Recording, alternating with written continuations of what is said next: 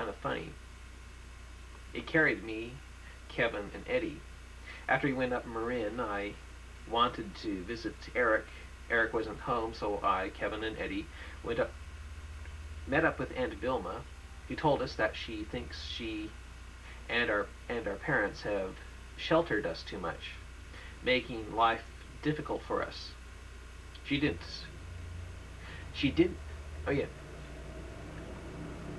She decided. She decided to kick Eric and Sylvia out, and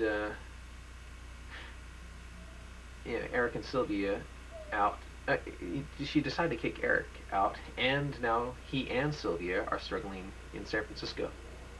When she began telling me, when she began telling about her job as a psychologist, I gave her a copy of When Prophecy Was at Its Peak. She wondered why, and I told her it was to see if I and my parents are suffering from shared disillusional disorder. The funny thing about it, Vilma didn't know what that disorder was. We may be off to a bad start.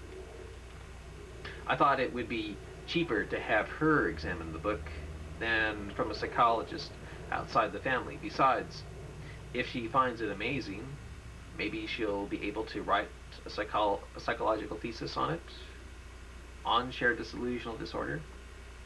Better for her to get the money than a stranger, I say. Anyway, after taking Eddie to the village of the semen-sucking vampires, or semen-drinking vampires, Kevin and I visited pretentious, depressing Berkeley for a few hours. After the visit, I felt as though my faith in God had dropped. I believe the reason my faith in God drops whenever I go to the Bay Area is because life seems so cheap there.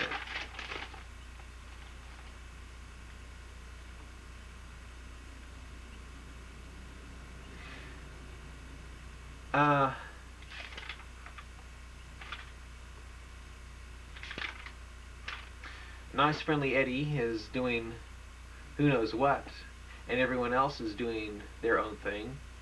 What's really amazing is that Eddie, Vilma, and everyone else we met in the Bay Area seemed so, they seem so happy.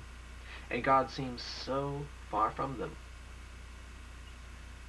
I believe the reason why Kevin and I no longer like the Bay Area is because the only way you can enjoy it is if you are rich and aren't a Christian.